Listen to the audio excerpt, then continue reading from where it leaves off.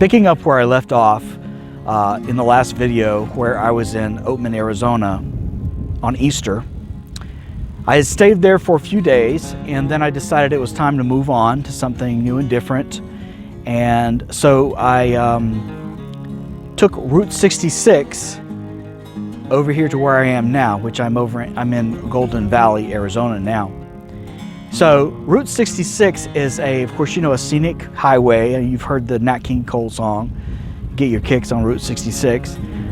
And there's not a lot out there. There's the road leading from Oatman over here to the Kingman, Arizona area is one of these roads that goes around in the mountains.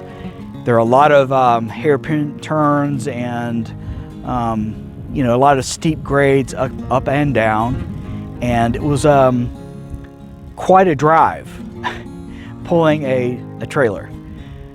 A lot of times when you're driving, you can't be 100% sure there's not somebody that's going to come around the corner, basically. But I drove it in the afternoon, evening, so there wasn't really much traffic at all. And I think people avoid that road actually, because there's a road, there's I-40 that runs parallel. I think most people just take the I-40. So I was on Route 66, and I got through most of the mountainous areas, and then I came to this nice little, it looked like a filling station. It's obviously not. They don't sell gasoline, but they sell everything else. And the proprietor, I guess they had taken over that station and kind of revamped it in a way. But I remember I was driving up, and you know, he waved at me. He was coming out of the store, the owner. And he kind of waved at me like that, and I waved back. I'm just not used to people just waving to me if they don't know me. But so anyway, I guess he was just trying to, you know, be welcoming and so forth, which is good. So I drove up and parked my trailer, and I got out. The first thing I noticed is it says a restroom. There's a restroom right there. And it was made to look like an outhouse, but it really just had a porta potty inside of it, which I thought was cute. You know, as you walk toward it, you can see the ancient gas station kind of machinery there where they used to sell gas. And they sold just a variety of everything. They sold, they actually had a little hot dog stand. They sold crystals. They had a little fortune telling machine. They had all kinds of things inside. So I went inside and bought it. I always buy something because these places won't survive if people don't, you know, when they stop by, if they don't buy anything, you know. So if I'm going to stop by and take pictures of something or video of something, I'm definitely going to buy. So I bought about $20 or $30 worth of stuff. I bought some, they had this peanut brittle that was made locally. I bought some of that, and they had, you know, just some hard candies and just various things that the local people around the area made. So I bought some of that. But it was an interesting little store. The girl who came up and basically talked to me the whole time, which not really thrilled about that the whole time, but you know, she was filling me in on everything. But it was a good experience overall. And then as I was getting ready to leave, the owner walks up and he says, oh, so, you know, I'm glad you stopped by. He says, so where are you from? I said, I'm from North Carolina. He said, really? He said, what part? I said, I'm from the Raleigh area. And he said, really? He said, I lived most of my life in Sanford, which is just, you know, 20 or 30 miles away from there. So I was like, wow, that's a small world, huh? And, you know, then he told me about how he came out to, where he came to be to come out here. So it was pretty interesting. So that was my experience going there, and I would definitely recommend anybody to stop by there. Whenever you see those little stores like that, it's important to stop by and, you know, give them some business, because they won't stay in business otherwise. And they're always quaint little places, you know. They're very interesting just to see the things that they will choose to sell. I mean, they even were selling locally made masks, and I even bought one. So it was pretty cool. So I'm glad I got a chance to tell you about that. I just love this. I love the mountains over here and the skies. And I mean, if it did not get so hot here in the summertime, I would live here in Arizona. Really, it's just beautiful. I think I'm going to show you a few of the flowers around here. Let's see if I can get a little bit of a close-up there for you. This is a more traditional looking cactus. Most of you will recognize this as a cactus for sure. There are a lot of different types, but man, that would be painful to be like riding a bike and then you fall off the bike and fall into it. A whole field of cactus plants.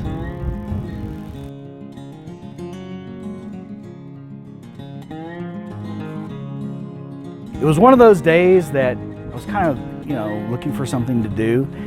There wasn't too much going on. I can't really, sometimes when I'm making videos, I try to meet somebody new and interesting to share with you, or I try to find a new place that I've never been and show that to you. But, everywhere I tried to go to was closed, and then no one wants to meet you because of this virus scare. So I was really kind of running out of things to do. So I thought, well, I think I'll go a little bit further back in the canyon. So there's this dirt road, and I drove about 3.5 miles back, and then really beautiful back there, and that's where I recorded the last segment that you saw at the beginning of this video. And so after that, I went a little bit further. So I got to this part where it looked like it was private land. There was over to the right, there was this kind of fenced in area, and they had some cows in it. So I was like, well, I'm approaching a private area, I got to turn around. So I did turn around, and remember, it's just a single wide dirt road. So in the process of turning around, I got stuck. Oh God, I could not believe this was happening. So I'm not going to go into all the details of all the things I tried, but I had some things in the back of my truck, some boards and some things I used for the camper, and I tried, and no matter what I did, I got deeper and deeper in that hole. And so I flew the drone up. There was no one for miles, and it's not as though I could call a towing service, because you can't just tell them, oh, I'm on this dirt road, and then you connect to this other dirt road and go through a fence. They don't take that kind of crap. So I was looking, I saw something in the distance. This is after about a half hour, and it was four-wheelers. There were 4 of them. I was like, this is my, this is going to save the day. So anyway, the first four-wheeler stopped, and I said, look, I'm stuck. You got any suggestions? Which is translation, can you help me out, please? And so he had a radio headset, and he says, he's stuck, we're going to have to stop. And so anyway, long story short, he parked his four-wheeler in front of my truck, and he had an electric winch, and he pulled me out. I was so grateful. I was so thankful. And the wife, it was all 4 of them had couples in the four-wheelers, and they were all in their 60s. And the wife of the guy that pulled me out said, this is nothing new to us, happens all the time, which made me feel better. And so anyway, I just put my tail between my legs and just hightailed it back to my trailer and went inside, and thought about how foolish I felt. Men don't like to do stupid, be caught doing something stupid. That's just the way men are, at least the way I am. And because I don't think I've ever really gotten stuck like that before, ever. I'm usually pretty careful. But so then it occurred to me, I knew that guy looked familiar, the guy that pulled me out. Like 2 or 3 days prior, I was driving down that same dirt road, and I was going around this curve, and you couldn't see around the curve. And so right as I go around the curve, here comes this four-wheeler flying towards me, okay? And so he didn't hit me or anything. I just stopped the truck. I just stopped. And then I let him go by, and as he went by, he held up, 3 fingers like that. I didn't know what that meant, really, to be honest with you. I was like, I don't know what this means.